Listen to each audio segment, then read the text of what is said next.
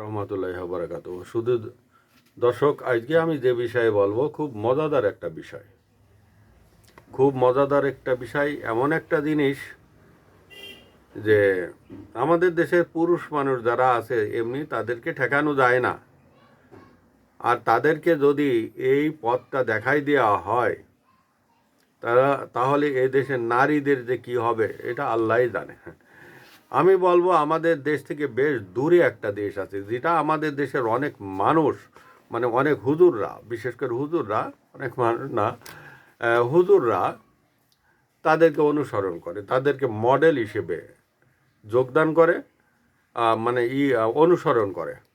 এবং বাংলাদেশে কিন্তু অনেক সময় স্লোগান দিতে দেখেছি যে আমরা হব তালেবান, বাংলা হবে আফগান। তাহলে দর্শক, আপনি ইতিমধ্যে মনে হয় বুঝতে পারছেন কোন দেশটার কথা বলেছি। সেই দেশটা আছে আফগানিস্তান। সেখানে একটা আইন করা হয়েছে, সে আইনটা একটা অদ্ভুত আইন। সেখানে বলা হয়েছে যে স্ত্রীকে তত সময় পর্যন্ত পিটানো যাবে যত সময় পর্যন্ত হাড্ডি না ভাঙে। আপনি আপনার স্ত্রীকে মারতে পারবেন, শাসন করতে পারবেন কোনো অন্যায় হলে, তত সময় পর্যন্ত যত সময় হাড্ডি না ভাঙে।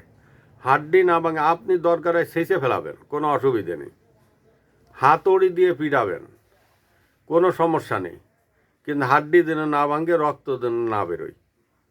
চিন্তা করেন কোন আইন তারা পাশ করেছে। মানে একটা বর্বর একটা দেশ, একটা জানোয়ারের একটা দেশ। একটা মহিলাকে আপনি মারবেন, সেটা কি মানে সে একজন মহিলা বা একজন মেয়ে, সে একজন মানুষ না? তাকে এইভাবে নির্যাতন করতে হবে? ইসলামে কি এই ধরনের দিক নির্দেশনা দেওয়া হয়েছে? আপনারা আইন করেন হাড্ডি না ভাঙ্গা পর্যন্ত স্ত্রীকে মারা যাবে।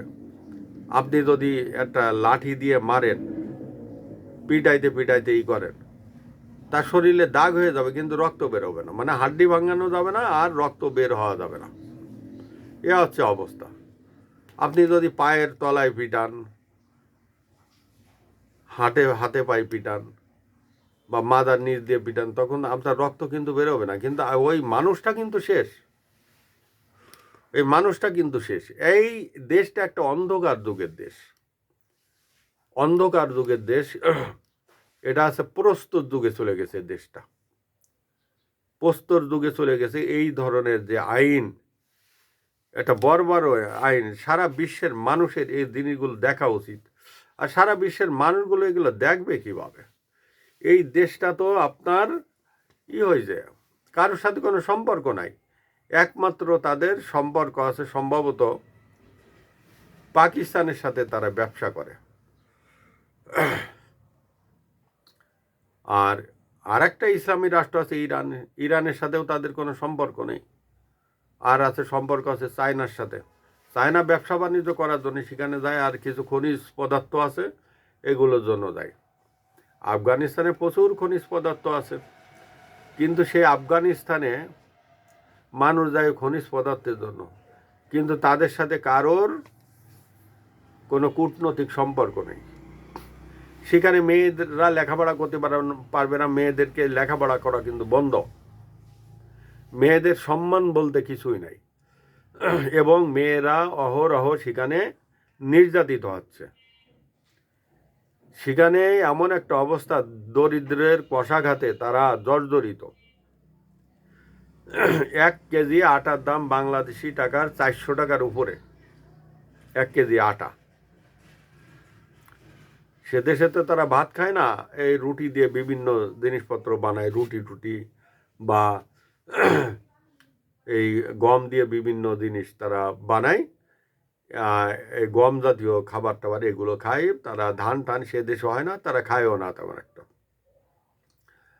এবং অনেক মানুষ আছে আফগানিস্তানে যারা পাহাড়ের গুহার ভিতরে থাকে, যাদের একটা ঘর উঠানোর কোনো ক্ষমতা নেই, এবং তারা 8টা 10টা 15টা 20টা পর্যন্ত বিয়ে করছে। ওই বিয়ে করে আর ছাড়ে। কিন্তু এই বিয়েগুলো কি জানেন, যে আমার বড় চরিত্র ভালো নাই, এটা ওটা। একটা পুরুষ মানুষ যখন তার স্ত্রীকে ডিভোর্স দেয়, তখন তা এই মহিলার আগে চরিত্রের উপরে দৌড় দেয়। ইসলামে 4টে বিয়ে জায়েজ আছে, তারা একসাথে 4টে বিয়ে রাখে, 4টে বউ রাখে।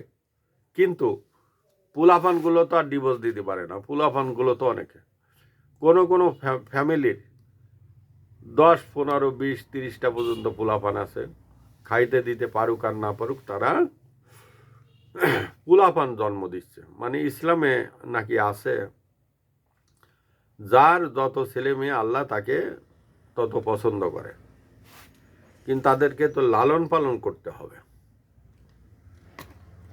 ওই যে একটা কথা আছে, আল্লাহ সৃষ্টি করলে আহারও দিবে, খাবার দিব আল্লাহ। মানে আপনি ঘরে চিতে শুয়ে থাকবেন, আল্লাহ খাবার এনে দিব। অসংখ্য ছেলে মেয়ে আছে, এক একজনের বউ কয়েকদিন পরে থাকে আবার চলে যায়, চাই বউ দেখা যাচ্ছে অন্য জায়গায় যে বিয়ে শাদী ঘর বসে।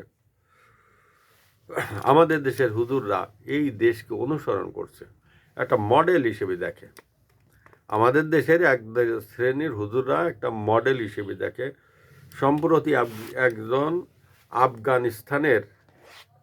আফগানিস্তানে এই নির্বাচনের আগে আমাদের বাংলাদেশ থেকে একজন হুজুর গেছিল, সেখানে ওই মডেল অনুসরণ করার জন্য সেখানে ঘুরতে গেছে, এবং আফগানিস্তানের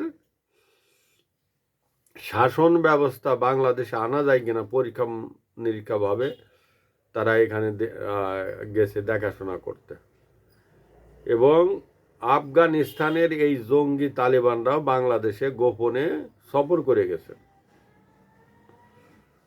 এটা নাকি তখন সরকার জানে না, সরকার জানে, সব কিছু জানে, সরকার বলেনি। কারণ গত ইউনূস সরকার ছিল একটা জঙ্গি সমর্থিত সরকার। সুধী দর্শক, আসসালামু আলাইকুম ওয়া রাহমাতুল্লাহি ওয়া বারাকাতুহু।